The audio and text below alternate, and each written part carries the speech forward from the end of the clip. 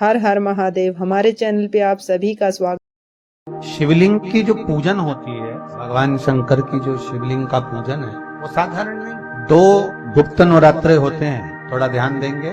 2 गुप्त नवरात्रे होते हैं। एक गुप्त नवरात्रा यही माघ के महीने में आता है। श्रृंगी ऋषि ने इस गुप्त नवरात्रे का बड़ा वर्णन किया। श्रृंगी बाबा गुप्त नवरात्रे के लिए कहते हैं, अगर इस गुप्त नवरात्रे के अंतर्गत 9 लाल फूल और 5 श्वेत पुष्प, ये दोनों, लोग कहते हैं गुप्त नवरात्रे में हम देवी की आराधना करें, गुप्त नवरात्रे में हम भगवान की आराधना करें, पर शिव महापुराण की कथा कर रही है, भगवान शंकर का चरित्र कथा है। अगर आपने देवी भागवत का स्मरण किया हो या भगवान शिव की एक पवित्र आनंदमय कथा स्कंद पुराण के काशी खंड में अगर सुनी हो या उसमें भी नहीं पढ़ पाए हो, तो श्रृंगी ऋषि के चरित्र में आता है।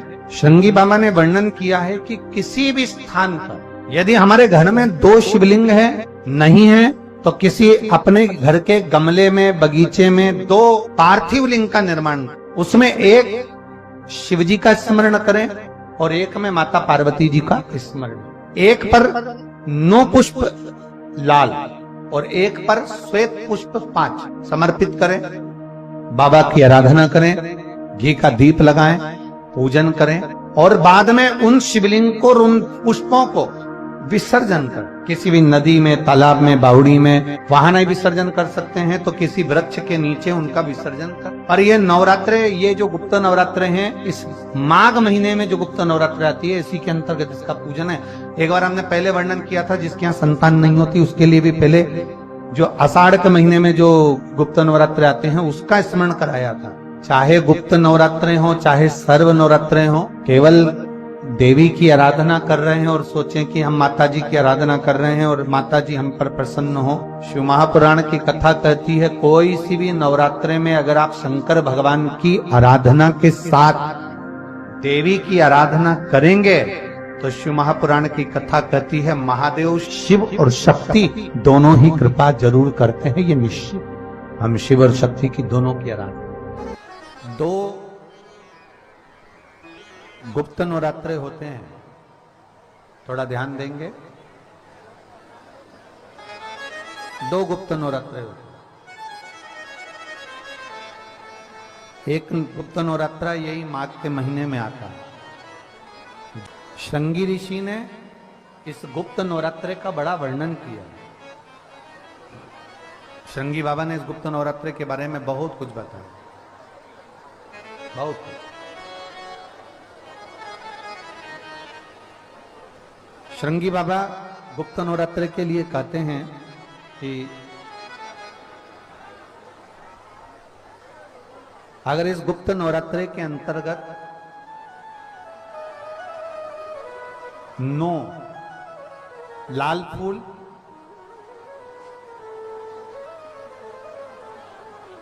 और 5 श्वेत पुष्प, ये दोनों, लोग कहते हैं गुप्त नवरात्रे में हम देवी की आराधना करें, गुप्त नवरात्रे में हम भगवान की आराधना करें, पर शिव महापुराण की कथा कर रही है, भगवान शंकर का चरित्र कथा है। अगर आपने देवी भागवत का स्मरण किया हो या भगवान शिव की एक पवित्र आनंदमय कथा स्कंद पुराण के काशी खंड में अगर सुनी हो या उसमें भी नहीं पढ़ पाए हो, तो श्रृंगी ऋषि के चरित्र में आता है। श्रृंगी बाबा ने वर्णन किया है कि किसी भी स्थान पर, किसी भी स्थान पर यदि हमारे घर में 2 शिवलिंग है, नहीं है, तो किसी अपने घर के गमले में, बगीचे में 2 पार्थिव लिंग का निर्माण करें। 2 पार्थिव लिंग, उसमें एक शिवजी का स्मरण करें और एक में माता पार्वती जी का स्मरण। देवादिदेव महादेव के 2 स्वरूप, 2 लिंग प्रकट कर कर एक पर 9 पुष्प लाल और एक पर श्वेत पुष्प 5 समर्पित करें, बाबा की आराधना करें, घी का दीप लगाएं, पूजन करें और बाद में उन शिवलिंग को, उन पुष्पों को विसर्जन करें। किसी भी नदी में, तालाब में, बावड़ी में, अगर वहां नहीं विसर्जन कर सकते हैं तो किसी वृक्ष के नीचे उनका विसर्जन कर दें। पर ये नवरात्रे, ये जो गुप्त नवरात्रे हैं, इस माघ महीने में जो गुप्त नवरात्रे आती है, इसी के अंतर्गत इसका पूजन है। एक बार हमने पहले वर्णन किया था, जिसके यहाँ संतान नहीं होती उसके लिए भी पहले इस माघ महीने में जो गुप्त नवरात्रे आते हैं उसका स्मरण कराया था। कैलाशी अविनाशी है शिव तत्व का है। आप जिस भाव से आप भगवान को रिझाते हो, भगवान उस भाव से अपने भक्तों के करीब पहुंचता है। भक्तों के यमुना जी ने पार्थिव शिवलिंग का निर्माण किया। केवल चाहे गुप्त नवरात्रे हो चाहे सर्व नवरात्रे हो, केवल देवी की आराधना कर रहे हैं और सोचें कि हम माता जी की आराधना कर रहे हैं और माता जी हम पर प्रसन्न हो। शिव महापुराण की कथा कहती है, कोई सी भी नवरात्रे में अगर आप शंकर भगवान की आराधना के साथ देवी की आराधना करेंगे तो शिव महापुराण की कथा कहती है महादेव शिव और शक्ति दोनों ही कृपा जरूर करते हैं। ये निश्चित है।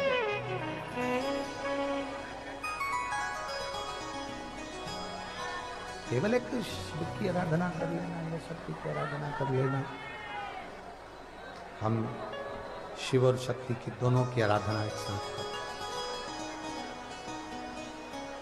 हम शिव और शक्ति की दोनों की आराधना और हम तो एक बात बहुत अच्छे से कहेंगे, शिव महापुराण की विद्येश्वर संहिता में लिखा है, जो एक बार मुख से श्री शिवाय नमस्तुभ्यम बोलता है उसके मुख का दर्शन करने पर मात्र 1000 अश्वमेध यज्ञ का पुण्य फल प्राप्त हो जाता है। केवल श्री शिवाय नमस्तुभ्यम बोलने वाले के मुख का दर्शन मात्र कर लेने से ये फल की प्राप्ति हो। दिन भी मुंह का लग जाए, कभी नवरात्रे पड़े, चाहे गुप्त नवरात्रे हो चाहे संपूर्ण विश्व को ज्ञात चैत्री और कुंवार के नवरात्रे हो, हर नवरात्रे में आप एक विशेष ध्यान रखें प्रत्येक नवरात्रे में कि हमें शंकर भगवान के शिवलिंग की पूजन करनी। और एक और बात समझ लें, 2 शिवलिंग का निर्माण नहीं भी कर सकते हैं तो एक शिवलिंग का निर्माण करें और उस शिवलिंग के पास में ही एक छोटा सा मिट्टी का ढेला रखकर मां जगत जननी जगदम्बा का भी पूजन कर सकते। आपको नहीं बनाना 2 शिवलिंग, तो एक शिवलिंग एक मिट्टी का थोड़ा सा। ऐसा नहीं है कि मेरी माता दुर्गा भवानी पिंडी के रूप में नहीं पूजाती है। अगर मेरी माता पिंडी के रूप में नहीं पूजाती तो वैष्णो देवी में 3 पिंडियां विराजमान नहीं हो पाती। जितने जितने शक्तिपीठ हैं, आप प्रत्येक शक्तिपीठ में दर्शन करने के लिए जाएंगे तो वहां पर भी आपको पिंडी का दर्शन होता ही है।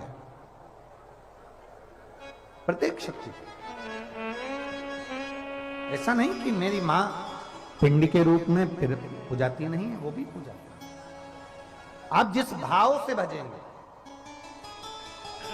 जैसे हम कहते हैं हमारे शहर में, हमारे सीहोर नगर में कुबेरेश्वर धाम कंकर शंकर की भूमि है, मतलब वहां जो गया है वो कंकर शंकर की आराधना करने के लिए गया है, कंकर शंकर की पूजन करने के लिए गया।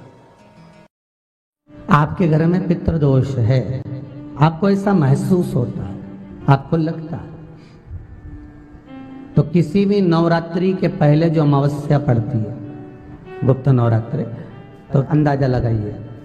तो जिस दिन अमावस्या रहे उस दिन चावल की कटोरी में एक कपूर का टुकड़ा रख दीजिए महाराज, छोटा सा, और कपूर का टुकड़ा रखकर उस कपूर को दरवाजे के बाहर कटोरी में ही, चावल रखी हुई कटोरी में ही उसको पितरों का स्मरण कर कर जला दीजिए। और जलाने के बाद उस चावल को कहीं भी किसी भी वृक्ष की छांव में पक्षियों के लिए डाल दीजिए।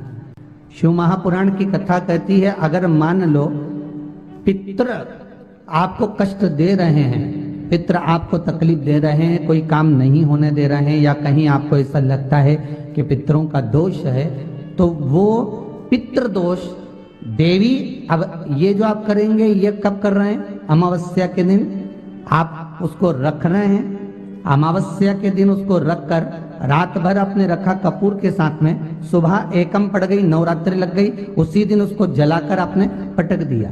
अर्थात उससे देवी और पितृ इन दोनों का आशीर्वाद जो प्राप्त होता है, तो घर में से पितृदोष समाप्त होकर लक्ष्मी की वृद्धि प्रारंभ हो जाती है, कार्य में सिद्धता आ जाती है। मान लो अगर पितृदोष है तो करो, नहीं है बड़े अलमस्ती से रहो। हर हर महादेव। हमारे चैनल पे आप सभी का स्वागत